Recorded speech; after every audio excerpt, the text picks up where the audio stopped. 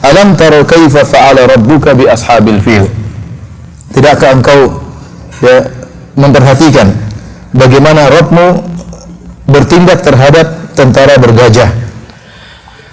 Al-Hafidz Ibnu Katsir rahimahullah di awal tafsir surat ini menjelaskan tentang kisah penyerangan tentara bergajah yang dipimpin oleh Abraha kepada yang ingin menghancurkan Ka'bah. Disebutkan bahwa Dhu Nuwas adalah raja terakhir dari kabilah Himyar yang ada di Yaman, yang dia seorang musyrik. Dia ini, kata Ibnu Katsir, dialah yang membunuh Ashabul Ukhdud.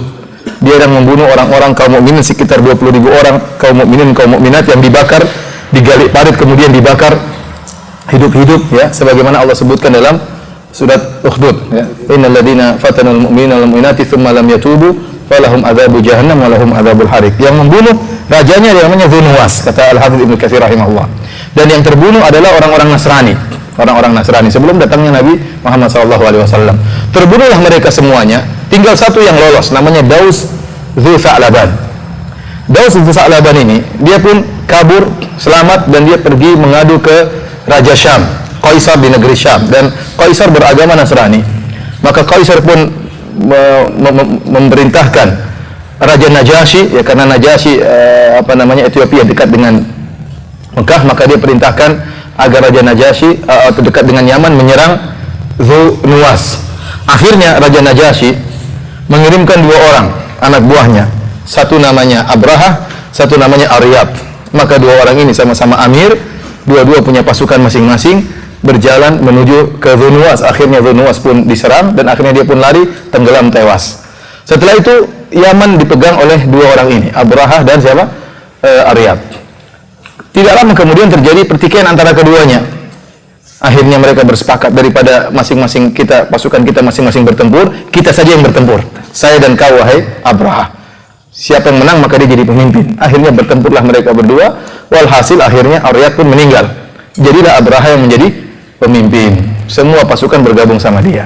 Akhirnya dilaporkan hal ini kepada Kaisar di negeri Syam, bahwasanya Abraha telah melakukan pembunuhan terhadap Aryab. Ya, akhirnya Kaisar pun marah dan murka. Akhirnya Abraha dalam rangka, dan dia mengatakan, saya akan menginjak negeri Yaman dan saya akan mencabut rambutnya Abraha.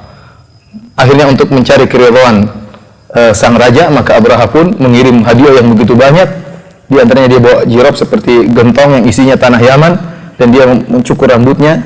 Kemudian dia sampaikan bahwasanya hadhihi nasiyati, inilah ubun-ubunku saya berikan kepada engkau, dan inilah tanah Yaman, silakan kau injak. Artinya, dan saya ingin mencari keridhaanmu. Perbuatan Abraha ini membuat Kaisar pun senang. Kemudian Abraha pun berjanjikan kepada Kaisar, saya akan bangunkan sebuah gereja yang sangat besar, ya, yang akan memalingkan bangsa Arab dari Ka'bah menuju ke gereja tersebut. Gereja tersebut namanya Kullais. Kata para ulama diambil dari kalimat kolan suah, yang artinya apa? Songkok. Artinya apa? Saking tingginya gereja tersebut, kalau ada orang yang lihat puncak gereja, songkoknya akan jatuh. Dan ini menunjukkan tingginya gereja tersebut. Maka Abraha pun membangun gereja yang besar tersebut. Akhirnya terbangunlah gereja tersebut, gereja yang sangat tinggi. Berita bahwasanya Abraha ingin memalingkan orang-orang Arab ke negeri Yaman agar tidak ke Ka'bah tapi ke gereja tersebut diketahui oleh orang-orang Arab ketika itu, orang-orang Hijaz. Maka mereka pun jengkel, ini kurang ajar Abraha. Akhirnya di malam hari masuklah salah seorang dari orang-orang Arab, kemudian dia beol di gereja tersebut. Dia kotori gereja dengan beolnya, kemudian dia kabur. Di pagi hari Abraha pun dikagetkan dengan kotoran yang ada dalam gereja, maka dia pun ngamuk dan dia murka, maka dia bertekad untuk menghancurkan apa? Ka'bah. Maka dia pun mendatangkan pasukan yang sangat banyak. Di antara pasukan tersebut adalah pasukan bergajah. Disebutkan dia membawa 8 ekor gajah atau 12 ekor gajah. Dan orang-orang Hijaz, orang-orang Jaziratul Arab tidak tahu gajah. Mereka kaget kalau melihat ada binatang apa? Besar seperti gajah ini. Dan setelah itu Abraha membawa 8 ekor atau 12 ekor gajah. Yang gajah, pimpinan gajah namanya Mahmud. Disebutkan oleh Al Katsir dan yang lain bahwasanya pimpinan gajah namanya siapa? Mahmud. Kenapa dia bawa 12 ekor gajah? Dia punya niat buruk. Dia membawa rantai yang banyak. Jadi dia ingin gajah tersebut nanti mengelilingi Ka'bah dan Ka'bahnya dicungkil, bukan dipecahin satu-satu, tapi gajah-gajah tersebut bersatu padu untuk mencungkil apa? Ka'bah. Itu niat buruknya siapa? Abraha. Maka berjalanlah dia dengan 12 pasukan bergajah yang dipimpin oleh Mahmud, kemudian melewati Jazirah Arab Dan ada sebagian kabilah-kabilah kecil ingin menghalangi, namun semuanya hancur. Tidak ada yang bisa menghalangi pasukan bergajahnya Abraha.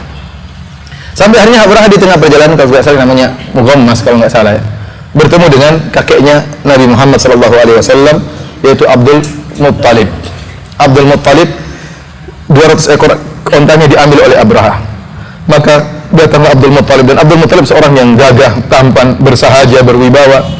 Oleh karena tatkala Abraha melihat Abdul Muttalib datang, dia pun tadinya duduk di singgasana, dia duduk di bawah dalam rangka menghormati Abdul Muttalib. Dan dia menyangka Abdul Muttalib datang untuk membela Ka'bah. Ternyata Abdul Muttalib waktu datang dia mengatakan, saya ingin onta-onta saya dikembalikan. Maka Abraha mengatakan, tadi saya menyangka kau demikian-demikian, bagaimana kau datang untuk mengurus ontamu sementara kau biarkan Ka'bah ya tidak kau bela? Maka Abdul Muttalib mengatakan, ana rabbul ibil walil Ka'bah rabbun yahmiha. Saya adalah pemilik onta, kembalikan onta saya. Adapun Ka'bah ada pemilik yang akan membelanya. Kata Abraha dengan sombongnya, dia tidak akan bisa membelanya. Kata Abdul Muttalib, anta wa sya'nak, itu urusanmu. Ya, urusanmu. Akhirnya Abraha pun semakin ngamuk, Abdul Muttalib pun pergi, maka dia pun bawa pasukannya, pasukan bergajahnya menuju ke Ka'bah. Tatkala mulai berjalanlah Mahmud dan teman-temannya, tiba-tiba si Mahmud diam, tidak bergerak. Tatkala Mahmudnya diam, semua anak buah juga apa? Diam.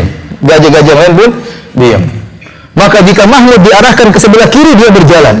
Jika diarahkan sebelah kanan, dia berjalan. Kalau suruh mundur, malah cepat mundurnya. Tapi kalau ke arah Ka'bah, dia berhenti, tidak mau.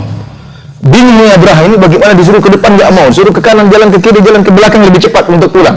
Tidak mau. Tatkala dia lagi sibuk mengurus gajah yang kebingungan tersebut, tiba-tiba Allah Subhanahu wa taala mengirimkan apa? Tayran ababil. Kata Allah Subhanahu wa taala, alam tara kaifa fa'ala rabbuka bi ashabil fil alam yaj'al kaidahum fi tadlil. Bukankah dia telah menjadikan tipu daya mereka untuk menghancurkan Ka'bah itu sia-sia, tidak ada manfaatnya. Wa arsala alaihim tayran ababil.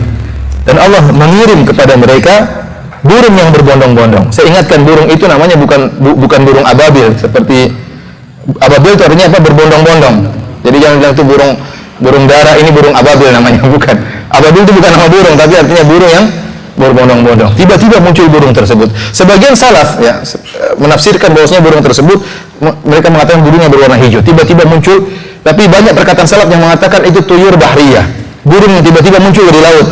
Tiba-tiba datang. Ya. Allah mudah menciptakan burung yang tadinya tidak ada, tiba-tiba ada. Dengan kun fayakun, jadi maka jadilah. Dan yang menakjubkan, burung tersebut membawa masing-masing burung membawa tiga butir batu. Dua di apa namanya? Kakinya dan satu di paruhnya. Kata Allah Subhanahu wa taala, tarmihim bihijaratin min sijil. Jadi berbondong-bondong jalan, kelompok-kelompok burung begitu banyak, berturut-turut tidak berhenti-berhentinya membawa 3 butir batu, kemudian tarmihim bihijaratin min sijil.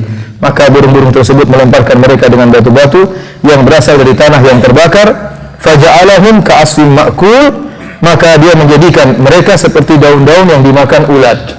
Ya, burung-burung mereka disebutkan tatkala dilemparkan batu-batu tersebut tidak semuanya mati. Ada yang langsung tewas seketika, ya.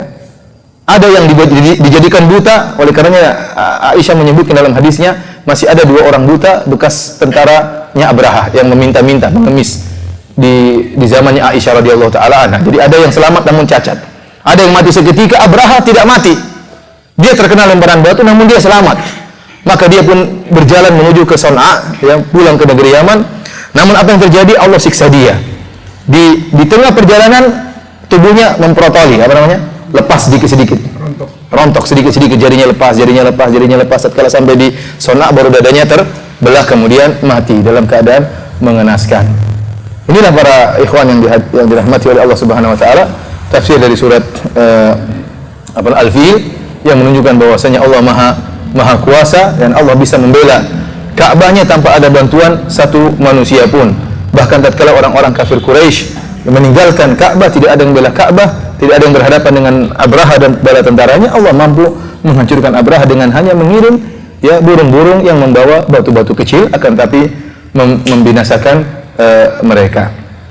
Demikian saja mungkin saya bisa sampaikan tentang kisah surat Al-Fil ya.